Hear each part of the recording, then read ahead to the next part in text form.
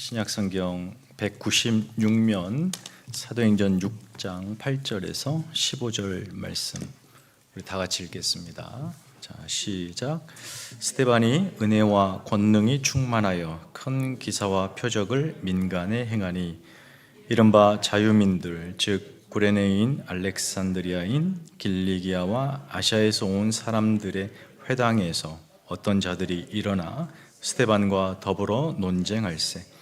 스데반이 지혜와 성령으로 말함을 그들이 능히 당하지 못하여 사람들을 매수하여 말하게 하되 이 사람이 모세와 하나님을 모독하는 말을 하는 것을 우리가 들었노라 하게 하고 백성과 장로와 서기관들을 충동시켜 와서 잡아가지고 공회에 이르러 거짓 증인들을 세우니 이르되 이 사람이 이 거룩한 곳과 율법을 거슬러 말하기를 마지 아니하는도다.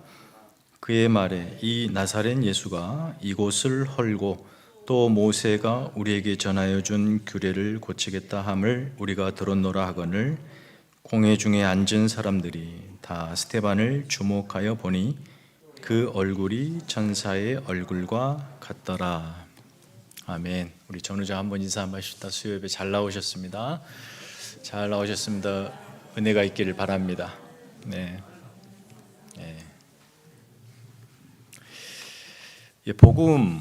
복음은 예수 그리스도시죠. 생명입니다. 하나님으로부터 나온 생명. 하나님의 뜻이기도 하고 의지이기도 하고 회복과 능력, 총체적인 그 생명을 복음이라고 우리는 말합니다. 좋은 소식, 복된 소식. 그렇다면 이 복음이 누구에게 좋은 소식일까요? 당연히 좋은 그 소식을 필요로 하는 자들에게이겠죠. 사실 모든 인간입니다. 세상에는 전쟁의 포로, 또 질병, 고통, 다양한 슬픔, 아픔, 또 위험, 결국은 죽음, 이 모든 것이 사실은 죄에서부터 시작이 됩니다. 죄란 어떤 도덕적이고 윤리적 개념이 아니라 관계적 개념이라 늘 말씀드리죠. 하나님과 우리 사이를 끊어놓는 것이 죄입니다. 단절되어 있기 때문에 하나님으로부터 공급될 생명과 그 모든 의미들을 우리가 받을 수 없어서 고사당하고 이렇게 죽음을 맞게 되는 거죠. 잘려나간 가지와 같습니다. 죄의 결과는 그래서 생명의 단절, 창조주 하나님의 섭리와 그 영광과 무관하게 살게 되는 것을 의미해요. 사는 게 아니죠. 그의 영혼은 인생은 뒤틀리게 되고 막히게 되고 변질되고 오염되고 파괴되고 결국은 죽음으로 끝납니다. 바로 복음은 그들에게 필요합니다. 모든 인류가 그렇습니다. 우리 로마서 7장 10절에 14절 말씀 한번 다 같이 글씨가 좀 작을 수 있는데 읽어보십시다. 시작. 생명에 이르게 할 그 계명이 내게 대하여 도리어 사망에 이르게 하는 것이 되었도다. 죄가 기회를 타서 계명으로 말미암아 나를 속이고 그것으로 나를 죽였는지라. 이러보건대 율법은 거룩하고 계명도 거룩하고 의로우며 선하도다. 그런즉 선한 것이 내게 사망이 되었느냐? 그럴 수 없느니라. 오직 죄가 죄로 드러나기 위하여 선한 그것으로 말미암아 나를 죽게 만들었으니 이는 계명으로 말미암아 죄로 심히 죄 되게 하려 함이라. 우리가 율법은 신령한 줄 알거니와 나는 육신에 속하여 죄 아래에 팔렸도다. 모든 인간들이 이렇게 죄 아래 팔리게 됩니다. 그래서 사망에 이르게 되는 운명이죠. 죄가 생명에 이르게 하는 거룩하고 선한 그 계명을 가지고 장난합니다. 인간을 속여요. 그래서 죽게 하고 모든 인류를 죄로 물들게 오염되게 합니다. 창세기 첫 장에 등장하는 에덴의 그 장면, 첫 계명, 하나님의 첫 번째 말씀, 생명의 계명이 뭡니까? 선악을 알게 하는 나무의 열매를 먹지 말라. 먹는 날에는 네가 반드시 죽으리라. 이 계명이었습니다. 하나님의 거룩한 계명. 이 계명은 인간을 죽이는 것이 아니라 이 계명은 그 하나님의 영광과 생명을 풍요롭게 해주는 생명으로 인도하는 하나님의 말씀이었습니다. 그런데 뱀이 등장하죠. 뭐라 그럽니까? 너희가 결코 죽지 않으리라. 눈이 밝아져 너희가 하나님처럼 될 거야. 그 말에 사람이 순종하게 됩니다. 계명의 역할은 왜 에덴에 따먹지 말라는 이 계명을 주셨을까? 인간들에게. 그것은 하나님과 인간의 관계를 설정해 주는 그 역할을 해줍니다. 계명이. 그래서 그 계명 안에서 생명이 충만하고 존재가 아름다워지는 인간. 그래서 인간은 그 계명 안에서 마음껏 자유로워지고 행복해집니다. 그러나 그 계명을 그 자유는, 인간이 얻은 자유는 이 계명까지도 어길 자유를 얻습니다. 그럼 우리는 늘 이렇게 여기에서 항상 질문하는 것이 있죠. 하나님은 왜 인간에게 그럴 자유를 주셨는가? 여러분, 사랑이라고 하는 것, 여러분이 자녀들에게 또 부모님에게 베푸는 또 행하는 그 모든 사랑, 그 사랑의 그 중심 정신이 있다면 그것이 바로 뭐냐면 자유입니다. 자유. 만약에 사랑에서 자유가 빠진다면 그것은 사랑일 수가 없습니다. 인간이 이 계명을 지킨다. 그러나 하나님은 지키지 않을 수 있을 자유도 허락하셨다. 이 무시무시한 자유. 그 말은 무슨 말이냐면 사랑을 배제하지 않겠다는 겁니다. 만약에 자유를 허락하지 않으셨다면 인간은 그가 지키는 계명이 사랑으로 지켜지지 않습니다. 그럴 수가 없습니다. 그렇게 되면 인간은 하나님이 창조하신 목적대로 충만한 아름다움을 경험하지 못해요.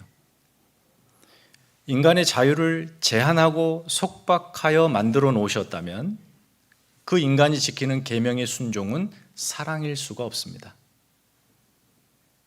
바로 그 관계를 이 사탄이, 죄가 그 틈을 비집고 들어오는 거예요. 그 자유로, 너희들이 가진 그 자유로 마음대로 하라는 겁니다. 그래서 이렇게 말하는 겁니다. 하나님이 하신 그 말씀인 계명으로부터 자유하라. 그래서 하나님의 속박에서 벗어나 스스로 하나님이 되라. 이게 이제 사탄의 전략이죠. 하나님으로부터 벗어나 계명을 거절하고 마음대로 자유인이 되는 것, 이게 멋져 보이죠? 그런데 이것은 자유인이 아니라 그들은 뱀의 말에 복종하고 그의 말에 속박되는 인생이 되는 거예요. 하나님의 계명에서 벗어나 스스로 자유인이 되는 것 같지만 결국 그 계명에서 벗어났다는 것은 사탄의 계명, 사탄의 말, 그의 질서 안에 속박돼요. 이제부터는 하나님이 아닌 사탄을 순종의 대상으로, 복종의 대상으로 살게 됐다. 하나님의 계명은 생명으로 인도하지만 사탄의 계명은 파괴, 사망으로 인도한다. 뱀이 유혹했던 건 그거입니다. 너희들이 가진 자유로 하나님을 사랑하지 말라는 거예요. 하나님을 사랑하지 않을, 버릴 자유를 선택하라는 겁니다. 그러면서 그 어디에도 속박되지 말라. 그러나 그 결과는 인간의 참 자아를 상실합니다. 하나님을 잃어버림으로 자신을 잃어버리게 됩니다. 그래서 저 세상, 예수 안 믿는 저 세상 사람들은 하나님이 없기 때문에 사실상 자신들이 각자 원하는 대로 마음껏 자유롭게 사는 것 같지만 그들의 삶은 진정한 자아를 잃어버린 채 살아가는 상실의 삶을 사는 겁니다.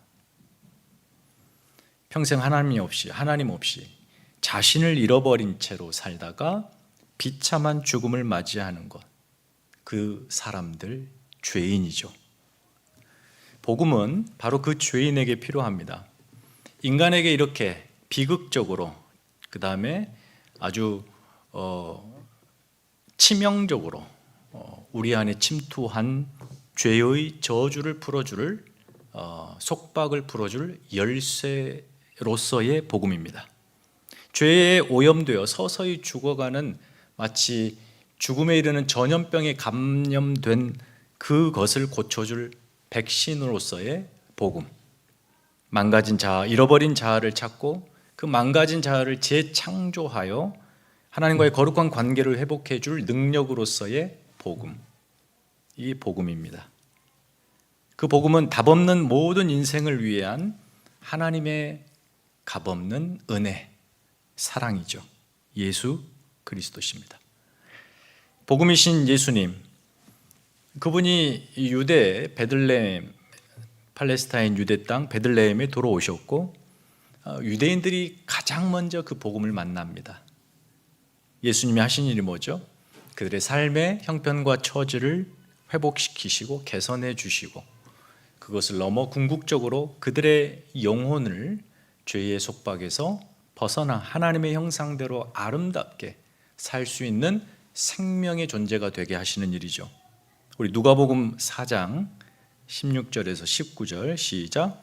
예수께서 그 자라나신 곳 나사렛에 이르사 안식일에 늘 하시던 대로 회당에 들어가사 성경을 읽으려고 서심해 선지자 이사야의 글을 들거늘 책을 펴서 이렇게 기록된 데를 찾으시니 곧 주의 성령이 내게 임하셨으니 이는 가난한 자에게 복음을 전하게 하시려고 내게 기름을 부으시고 나를 보내사 포로된 자에게 자유를 눈먼 자에게 다시 보게 함을 전파하며 눌린 자를 자유롭게 하고 주의 은혜의 해를 전파하게 하려 하심이라 하였더라.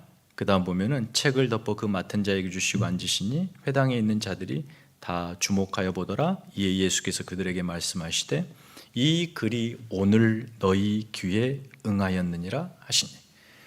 예수님께서 이 땅에 오신 그 사건, 오신 성육신의 사건과 사역의 의미를 누가는 이 전편인 누가복음에서 바로 이 이사야의 글에 성취하시는 분으로 소개했고 그의 후편인 사도행전은 바로 이 사역을 교회가 감당하고 있다는 것을 보여주고 있는 거죠.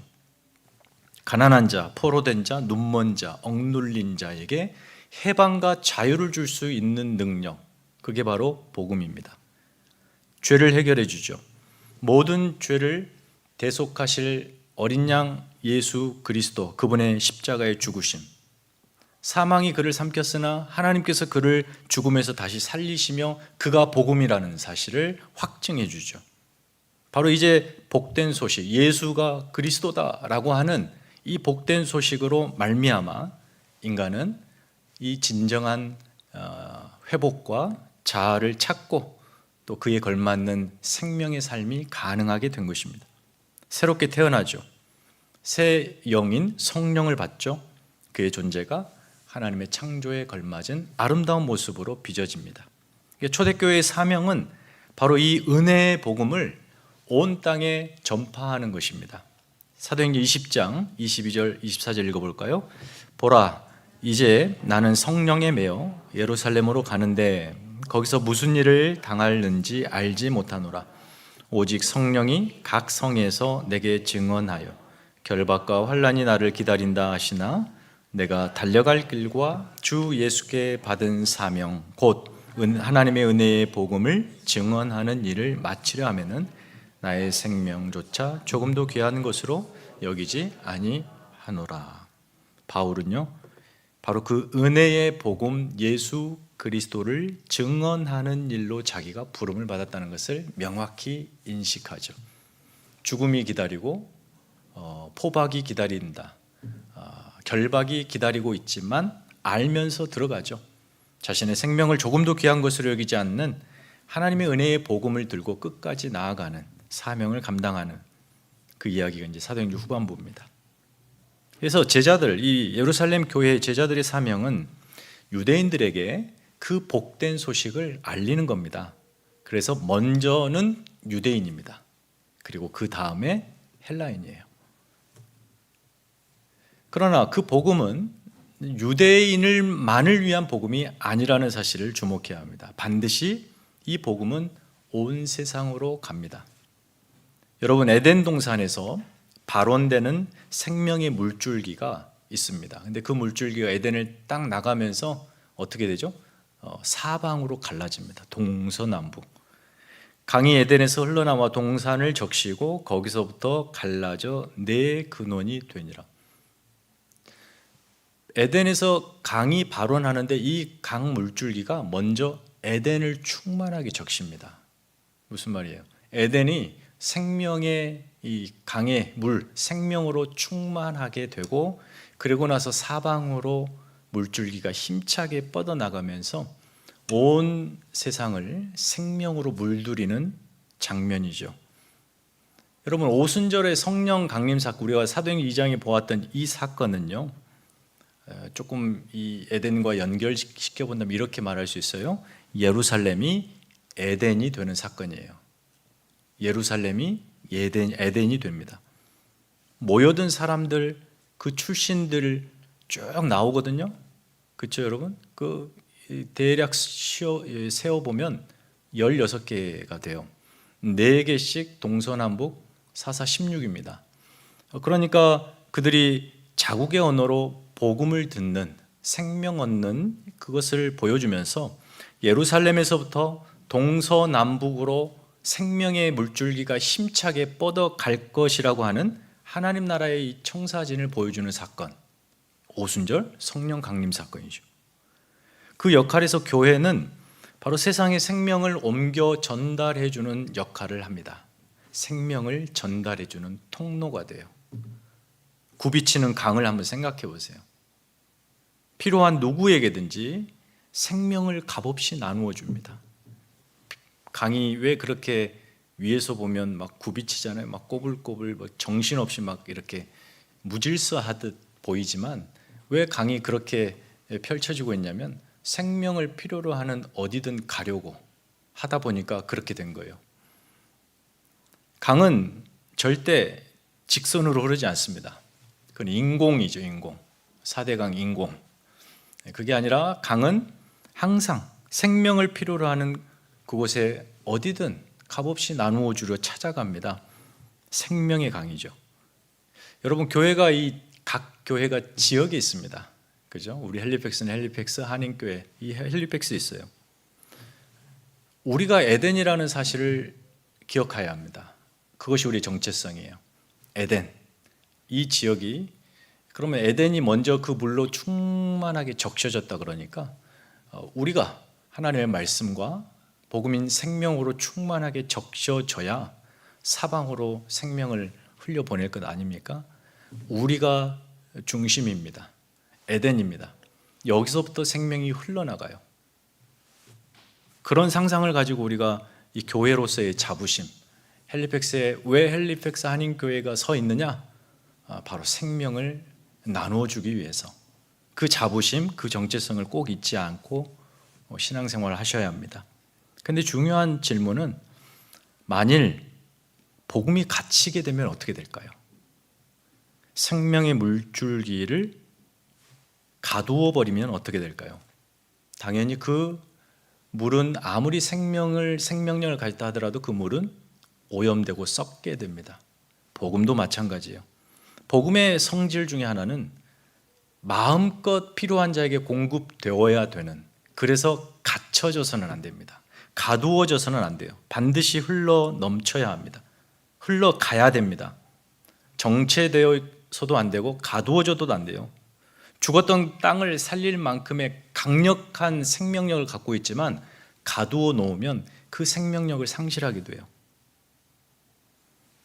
우리 한국교회는 한번 생각해 보세요. 우리 조선 말기, 구한말, 온 각지, 전 세계에서 이 조선, 아시아의 그 조그마한 그 미지의 땅, 은둔의 땅에 마치 거기에 엄청난 가뭄으로 쩍쩍 메말라 있는 그 땅에 엄청난 물을 쏟아붓듯이 선교사들이 조선 땅에 들어옵니다. 거기에 우리 캐나다 선교사님, 맥켄지 선교사님을 시작으로 200여 선교사님들이 북쪽 땅을 적셨죠. 그렇게 복음의 물줄기가 아예 그냥 논에 물대듯이 그 땅에 막 흘러 넘쳐 들어옵니다. 그렇게 한국은 복음으로, 생명으로 소생케 돼요. 생명이 충만해져 갔죠.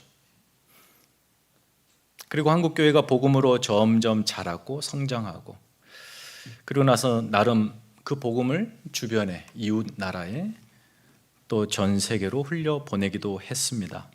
그런데 어느 때부턴가 한국교회는 그 복음을 서서히 가두기 시작합니다. 열심히 그 생명의 복음을 잃어버리지 않으려고, 더 많이 확보하려고 스스로의 울타리, 담장을 하나씩 높이 세우기 시작했습니다.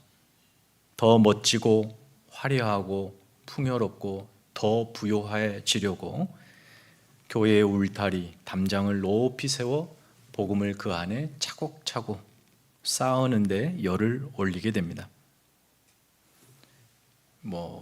다 싸잡아 비난할 수는 없지만 지금의 한국교회는 많은 부분 사실 복음이 갇혀진 지 오래 지났습니다. 교회는 대형화가 되었고 무엇보다 개교회화 되었습니다. 개교회화. 그래서 복음이 사유화됩니다. 우리 교회, 우리 교회의 부흥. 교회가 그러니까 자연스럽게 성도들도 각자가 개개인이 복음을 자기의 삶의 영역에 가두기 시작합니다. 복음을 도깨비 방망이처럼 자신의 소원과 욕망을 성취하는 능력쯤으로 여기며 개인의 복에 이 복음을 동원합니다. 오로지 자신의 행복과 만족과 부를 위하여 그렇게 복을 받는 수단으로 복음을 사유화합니다. 자신의 삶의 울타리에 복음을 가둬요. 이게 있어야 내가 복 받는다라고 생각해요. 하나님께서 예수님을 주시고 우리의 삶을 회복하고 생명 주시며 복과 은혜, 그 놀라운 소망과 약속을 주셨는데 전부 그것들을 사적으로 사용합니다. 그리고 자신이 받은 것, 누리는 것, 그것에 만족하지 못하고 부족하다고 더 달라고 밤낮 아우성되죠. 오로지 신앙의 목적이 그래서 기복적입니다. 형통과 성공과 내가 잘 되는 그 일, 복음을 사유화하며 하죠. 하나님이 나에게 건강을 주신 이유, 물질을 주신 이유, 화목한 가정을 주신 이유, 한 번쯤 깊게 헤아려 봐야 되지 않겠습니까? 하나님이 왜 그 은혜를 나에게 주셨을까? 그 받은 바 크고 놀라운 은혜, 복, 과연 그런 하나님의 은혜를 나는 내 주변 사방으로 얼마만큼 흘려보내는 삶을 살고 있는가? 아니면 아직도 부족하다고 더 울타리를 견고히 담장을 세우며 그 안에 가두려고 애를 쓰고 있지는 않는가? 생명을 흘려보내지 않으면 그 생명은 부패합니다. 그 생명은 죽음으로 변질됩니다. 교회, 성도가 그래서 신앙생활에서 가장 경계해야 될 것은 뭐냐면 그 중에 하나가 복음을 사유화하는 거예요. 여러분, 성경 어디에도 하나님께서는 개인을 위하여 일하시는 법이 없습니다.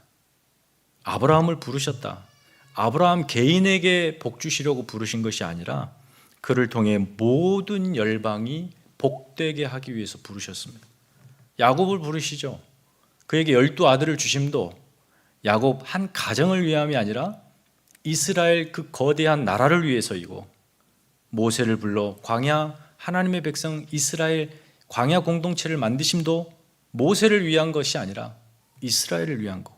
다윗도 그렇고 신약에 예수님이 제자들을 부르심도 그 제자 공동체, 소위 교회를 위해서가 아니라 그들을 통하여 세상을 위해, 세상을 복되게 하기 위해서. 그렇게 하나님의 부르심은 다분히 공공적입니다.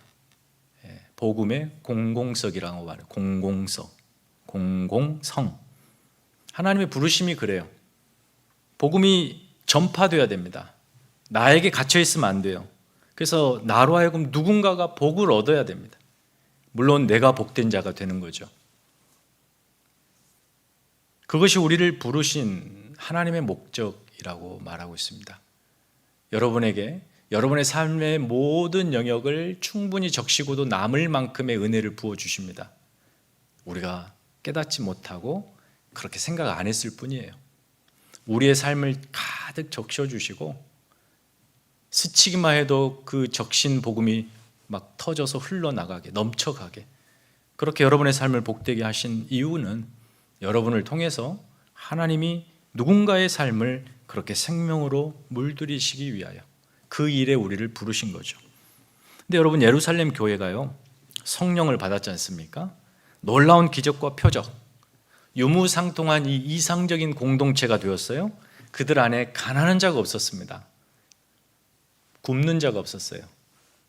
자신의 재산을 팔아 나누어 주면서 복음이 무엇인가를 실제 삶으로 경험하며 그 복음 안에서 만족하고 충만했습니다. 예루살렘 교회 성도들의 숫자가 점점 늘어났고 이제 어느새 예루살렘 교회는 메가 처치가 됐습니다. 여러분, 이게 한편에서 보면 와, 웅장하고 아름답고 멋있죠. 그러나 이렇게 돌아보면 지금 예루살렘 교회는 대단히 위험합니다. 사도들과 제자들은 늘어나는 성도 그 수에 떠밀려 점점 이렇게 위로 올라가 권력층을 형성할 수도 있는 상황입니다. 사람들로부터 칭송을 받고 예루살렘 사회 지도층들로부터 추앙과 존경도 받아요. 이대로 가면 이 예루살렘 교회가 하나의 거대한 기득권이 되는 것은 시간 문제입니다. 복음을 이들은 지금 예루살렘 안에서 유대화될 위기에 처해 있습니다. 유대인적 복음, 유대인만을 위한 복음, 그렇게 예루살렘 울타리의 담장이 서서히 높아지고 있습니다. 그게 편했고 이 예루살렘의 유대인들도 그렇게 복음을 사유화하는 것이 자신들에겐 너무 익숙하고 편하고 좋았습니다. 굳이 만나기 싫고 대면하기 싫고 말도 섞기 싫은 사마리아 이방인 찾아갈 필요가 없겠죠. 사실 5장, 사도행전 5장까지의 분위기는 여러 어려움들이 있고 도전들이 있었습니다만 예루살렘 안에서 기대와 이 벅찬 감동의 서사로 5장까지 엮여졌습니다. 그러나 그 이면에는 동시에 지금 이 예루살렘 교회는 매우 위험합니다. 복음이 유대인의 전통, 유대인이라고 하는 그 민족적, 그 역사라고 하는 거대한 그 담장이 있었고 그 복음이 그 담장을 못 넘어가고 있습니다. 지금 거기서 빙빙 돌기만 하고 있어요. 그래서 물론 예루살렘 유대인들이 충만하게 복음을 접하는 과정이기도 합니다만 이젠 그렇게 있어서는 안 됩니다. 이게 그대로 가면 초대교회는 대단한 위험을 마주하게 돼요. 그래서 오늘 우리가 읽은 본문 8절부터는 바로 그 위기 속에 스데반이라고 하는 사람이 등장하는 것입니다. 스데반과 이제 빌립이 등장하는데 우리가 앞서 구제 문제로 예루살렘 교회가 갈등을 빚자 7명을 선택했잖아요. 7명의 사역자. 구제 문제로 분명히 뽑았습니다. 성령이 충만한 자들. 그런데 우리가 눈 씻고 봐도 이 구제 문제가 이들이 뽑힘으로 말미암아 더 이상 문제되지 않고 잘 해결되었더라, 이런 정보가 소개되지 않습니다. 구제 문제로 7사람을 뽑은 것 같은데 구제 사역에 대한 이런 반구 없이 그냥 불쑥 이 스데반 이야기가 등장하게 됩니다. 누가는 그들이 구제 문제를 이렇게 잘 해결했다라는 보고를 들려주지 않고 성령께서 이 사람을, 한 사람을 어디로 끌고 가는가에 우리 독자들의 시선을 끌어모으고 있습니다. 그 복음이 갇혀갈 때, 위기의 상황, 예루살렘의 복음이 갇혀 그 예루살렘 안에서만 빙빙 돌고 있을 때 그 복음을 예루살렘 밖으로 흘러가도록 물꼬를 트는 사람, 그 사람이 바로 스데반이에요. 복음이 예루살렘 성에 갇혀갈 때 그 성, 높다란 담장에 균열을 가져오고 급기야 커다란 구멍을 하나 뚫어버린 사건. 여러분, 충격은 절대 내부에서 외부로 가지 않습니다. 무슨 말이냐면 우리 모두는 어떤 삶의 자리에서 익숙해지기 마련이에요. 그리고 익숙해지려고 부단히 애를 쓰죠. 그래야 내가 안정적으로 살 수 있으니까. 그렇다 보면 어느 순간 그 울타리 안에서, 바운더리 안에서 내가 대단히 거기에 적응되고 익숙해져서 어느 순간은 안정을 느끼고 또 이렇게 안주하게 되죠. 어떤 변화를 두려워하기도 하고 불편해하기도 하고 또 귀찮아하기도 합니다. 그러다 점점 그 안에서 그는 상당한 매너리즘에 빠지게 되죠. 스스로 그것을 자각하고 부단히 노력해서 나는 이걸 부셔야 되겠다 하고 나오는 사람이 왕왕 있지만 대개 그럴 수 없습니다. 그렇게 오랫동안 그 삶의 자리에 익숙해지면 익숙해질수록 자신은 그 삶을 바꾸려 하지 않습니다. 그런 자에게 그의 삶이 바꾸어지는 유일한 방법이 있다면 그 삶의 울타리를 밖에서부터 깨고 들어온 무언가가 있어야 됩니다. 바로 지금 그 장면이에요. 스데반의 등장은 예루살렘 교회 안에, 유대교 안에 복음이 갇혀 있을 때 제자들이 자각하고 우리 이러면 안 되지, 사마리아로 넘기자, 이방으로 가자, 이렇게까지 강력하게 복음을 끌고 담장을 넘을 만한 그런 의지가 없습니다. 지금. 그러니까 지금 예루살렘 성 밖에서 들어오는 강력한 힘이 필요했어요. 그게 뭐냐면 핍박입니다. 핍박이에요. 그 핍박을 몰고 오는 주인공이 스데반입니다. 오늘 6장 8절에서 스데반의 등장은 그래서 대단히 위험한 인물로 등장하고 있습니다. 위험한 인물. 예루살렘 성 안에서 볼 때는 이 모든 것을 균열하고 부실 위험한 인물로 등장해요. 스데반이 등장하죠. 성령이 이끌려 은혜와 권능이 충만한 한 사람. 유대 종교 지도자들과 예수님이 아주 치열한 논쟁을 벌인 것처럼 스데반도 동일하게 유대 종교 지도자들과 논쟁을 벌이고 고소당하고 공회에 잡혀가고 거짓 증인들로 하여금 신문을 당하게 되고, 이 과정이 오늘 우리가 읽었던 본문입니다. 예수님의 가셨던 그 길을 스데반이 정확하게 가고 있어요. 우리 누가복음 21장 12절부터 읽어볼까요? 자, 시작. 이 모든 일 전에 내 이름으로 말미암아 너희에게 손을 대어 박해하며 회당과 옥에 넘겨주며 임금들과 집권자들 앞에 끌어가려니와 이 일이 도리어 너희에게 증거가 되리라. 그러므로 너희는 변명할 것을 미리 궁리하지 않도록 명심하라.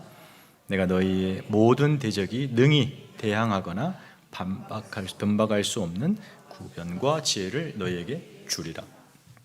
예수님께서 제자들에게 하신 말씀, 바로 이 내용처럼 스데반이 예수님의 길을 충성스럽게 따르고 있습니다.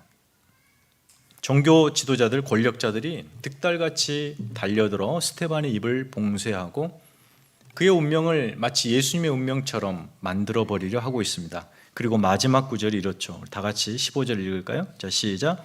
공회 중에 앉은 사람들이 다 스데반을 주목하여 보니 그 얼굴이 천사의 얼굴과 같더라. 폭력으로 저항하고 거부하고 예수를 죽인 세상 앞에, 그 세상 한 중심에 서 있는 스데반의 얼굴을 보십시오. 천사의 얼굴. 그 거친 세상 한 복판에 복음을 품고 성령에 충만하여 그 복음을 마음껏 흘려보내려고 서 있는 교회의 얼굴이죠. 이게 교회의 얼굴입니다.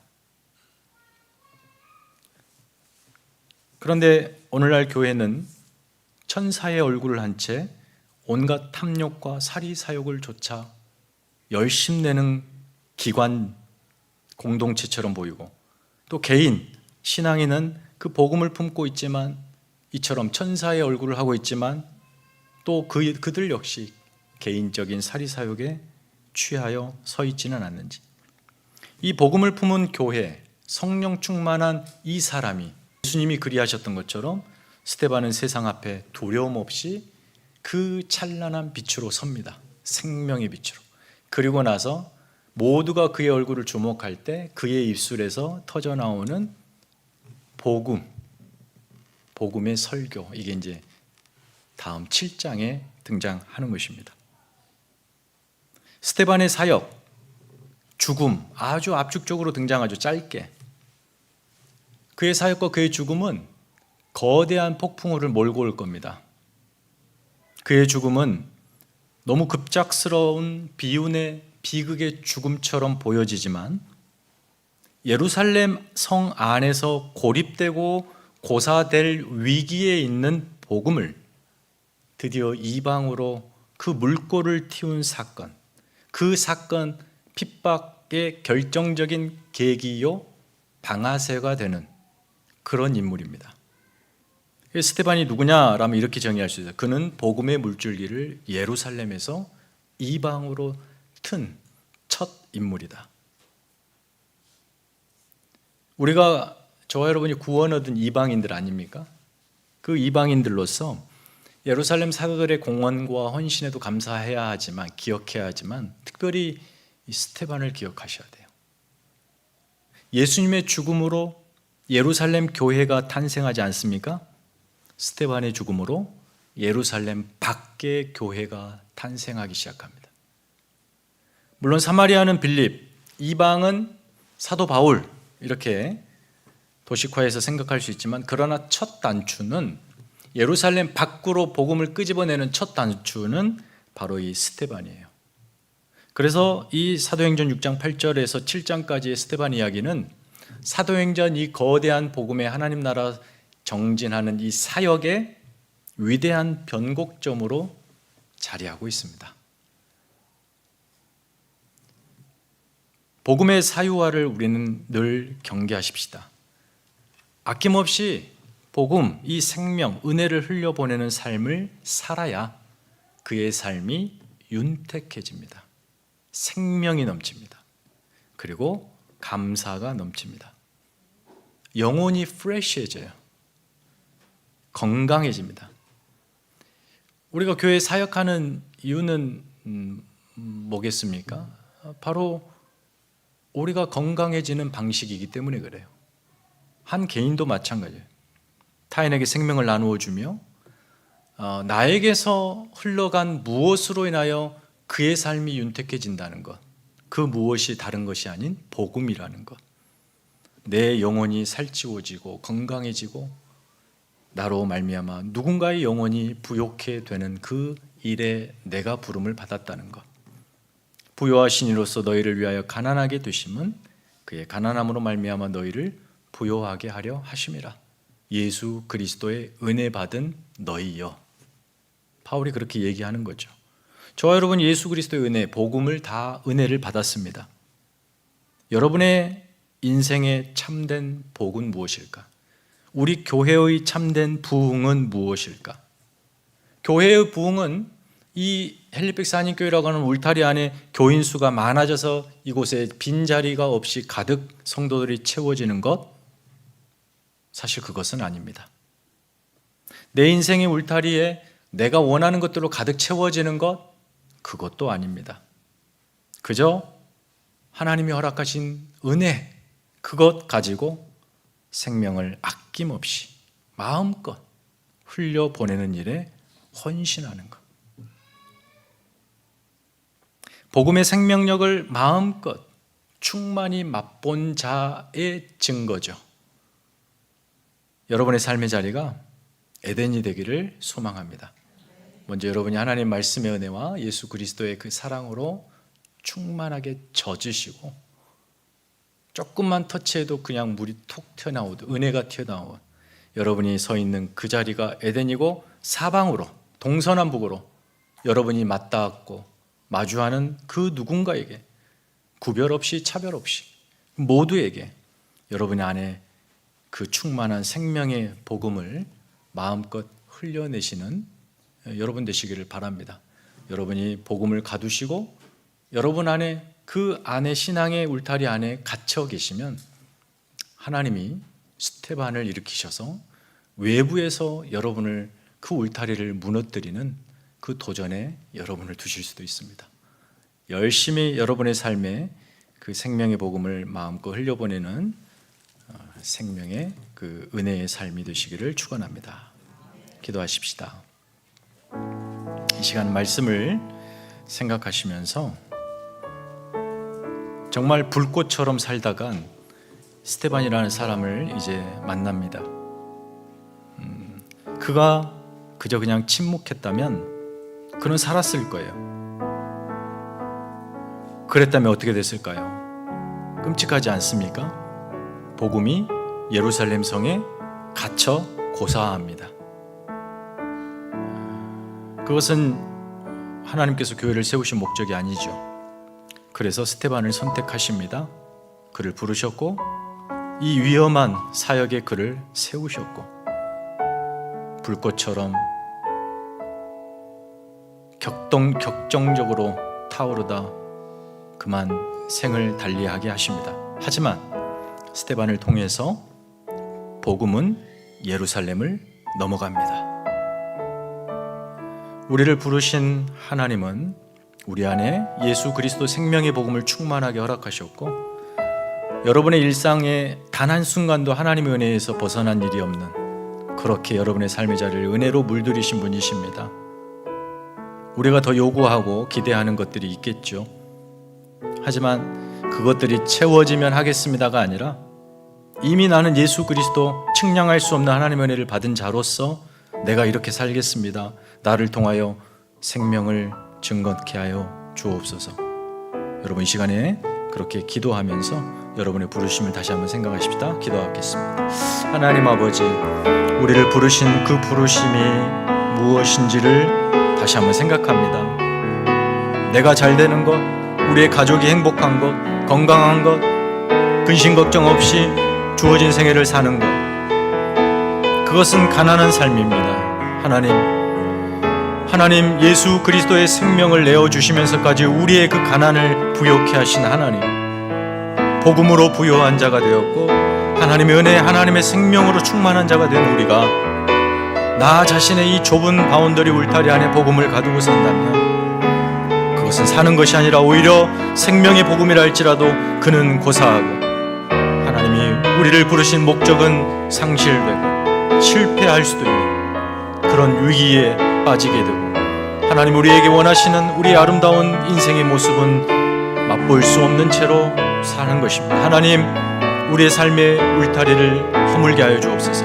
복음이 갇히지 않게 하여 주옵소서.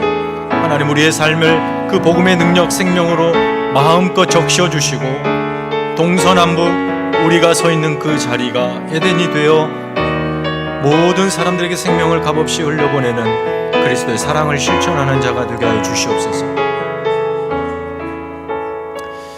우리 안에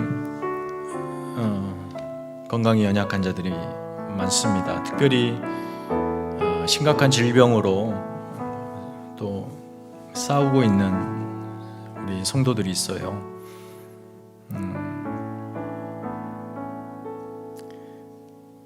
그분들의 구체적인 아픔과 상황들을 여러분이 모르실 테지만 그런 분들이 있다는 사실을 가슴에 두시고 좀 위에서 기도해 주셨으면 좋겠습니다.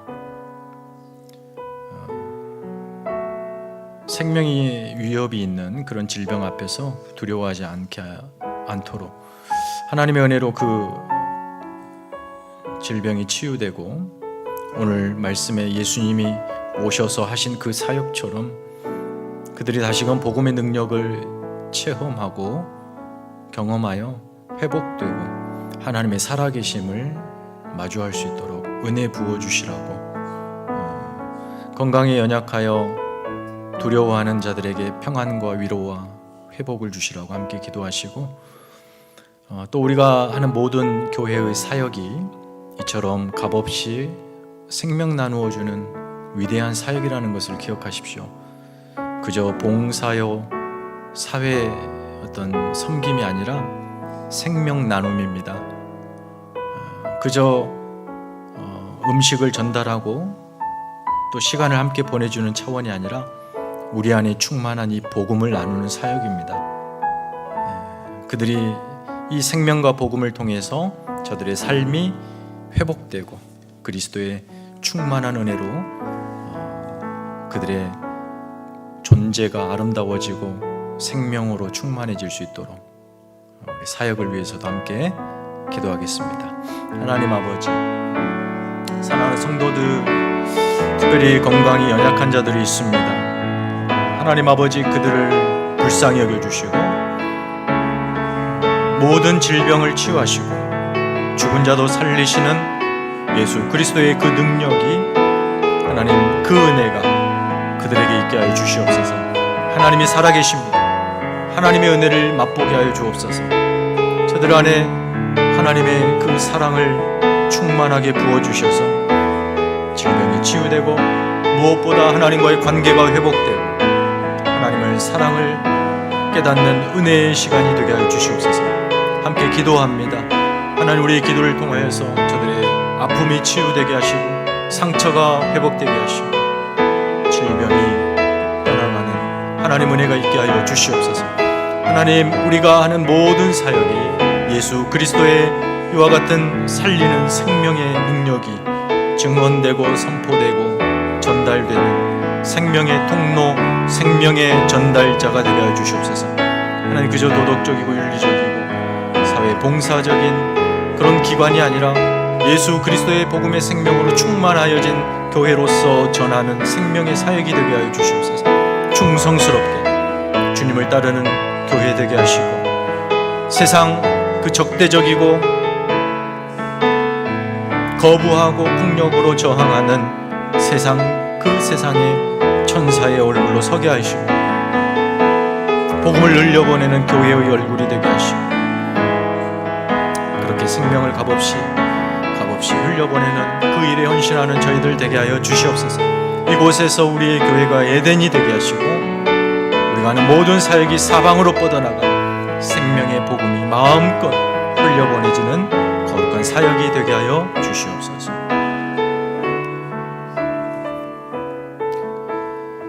거룩하신 하나님 아버지, 우리가 하나님의 극진하신 최고의 사랑을 받은 하나님의 사랑받는 자녀들이 되었습니다. 우리 안에 복음이 있습니다. 생명이 있습니다. 하나님께서 우리를 부르신 부르심이 바로 거기에 있습니다. 그 생명을 마음껏 우리의 사는 날 동안 흘려보내게 하여 주시옵소서. 행여라도 우리의 사적인 개인적인 복과 안위를 위하여 하나님을, 복음을 사유화하지 않게 하시고 그 위험한 일에서 속히 돌아서서 세상을 바라보며 천사의 얼굴로 생명의 복음을 웃음으로 마음껏 증언하는 일에 동참하는 교회와 개인이 되게 하여 주옵소서. 우리를 부르신 이 생명의 사역에 마음껏 헌신하는 우리 모두가 되기를 소망하고 우리 성도 한 사람 한 사람이 서 있는 그 삶의 자리가 그 생명이 충만한 에덴이 되게 하여 주시고 거기서부터 사방으로 흘러가 생명의 복음을 마음껏 이웃에게 흘려보내는 아름다운 삶이 되게 하여 주시옵소서. 예수님의 이름으로 기도합니다. 아멘.